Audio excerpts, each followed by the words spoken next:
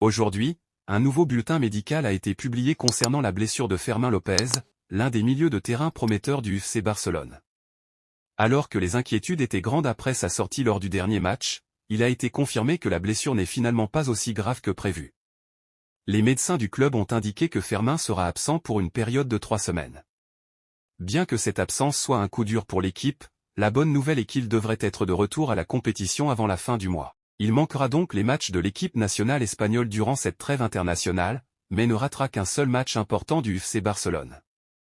C'est un véritable soulagement pour les fans et pour Xavi, qui doit déjà faire face à de nombreuses absences dans l'effectif. Cependant, ce n'est pas le seul souci médical qui plane actuellement au-dessus du Camp Nou. À chaque trêve internationale, les supporters du Barça redoutent une chose, que l'un des joueurs vedettes du club se blesse en jouant pour son équipe nationale. Malheureusement, cette crainte s'est encore vérifiée avec la récente alerte concernant Lamine Yamal, le jeune prodige de 17 ans qui fait sensation cette saison. Lors de son dernier entraînement avec l'équipe nationale espagnole, Lamine Yamal a ressenti une gêne au niveau du muscle de la cuisse, ce qui a immédiatement déclenché l'inquiétude au sein du staff médical de la Roja et du FC Barcelone.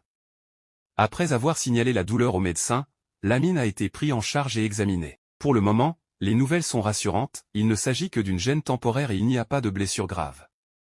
Cependant, il est important de noter que le risque de blessure lors des prochains matchs de l'Espagne est toujours présent, surtout si Lamine Yamal est aligné dans le 11 de départ, comme cela est très probable. Lamine Yamal, qui a explosé sur la scène footballistique cette saison, est rapidement devenu l'un des joueurs les plus en vue du Barça. À seulement 17 ans, il affiche déjà une maturité et un sens du jeu impressionnant, avec un but et 4 passes décisives à son actif en seulement quelques matchs. Ce n'est pas étonnant qu'il soit aujourd'hui considéré comme l'une des plus grandes promesses du football mondial. Les supporters du Barça ont placé de grands espoirs en lui, et sa montée en puissance a été l'un des points lumineux dans un début de saison marqué par des blessures et des défis constants. Cependant, le danger que représente cette alerte musculaire pour Lamine ne doit pas être pris à la légère. Un joueur aussi jeune, qui est encore en pleine croissance physique, est plus susceptible de souffrir de blessures musculaires, surtout lorsqu'il est soumis à des calendriers aussi exigeants, entre les matchs de club et les convocations internationales. La gestion de sa forme physique sera cruciale pour éviter une blessure plus grave qui pourrait l'éloigner des terrains pendant plusieurs semaines, voire plus longtemps. Le Barça n'est pas étranger à ces coups durs pendant les trêves internationales. Les fans se souviendront notamment de la blessure de Ronald Araujo en 2022, qui avait été un coup de massue pour le club, le privant de l'un de ses meilleurs défenseurs pendant plusieurs mois. Dans le cas de Lamine Yamal, une absence prolongée pourrait être catastrophique, surtout compte tenu de l'importance qu'il a déjà prise dans l'équipe.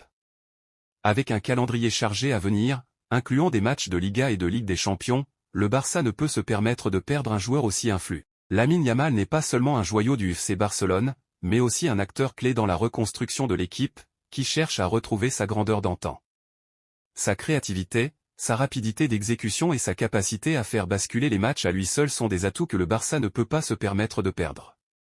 Il est donc impératif que le club et la sélection espagnole soient extrêmement prudents dans leur gestion du temps de jeu de ce jeune talent.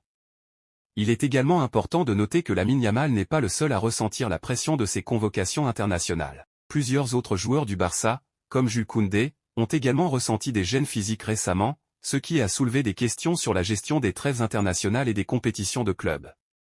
La charge de travail imposée à ces athlètes est énorme, et il devient de plus en plus clair que ces pauses internationales, souvent vues comme une bénédiction pour les équipes nationales, sont devenues une malédiction pour de nombreux clubs européens. Alors que nous suivons de près l'évolution de la situation de Lamine Yamal, la question qui se pose est, le Barça peut-il se permettre de se passer de lui pendant une période prolongée?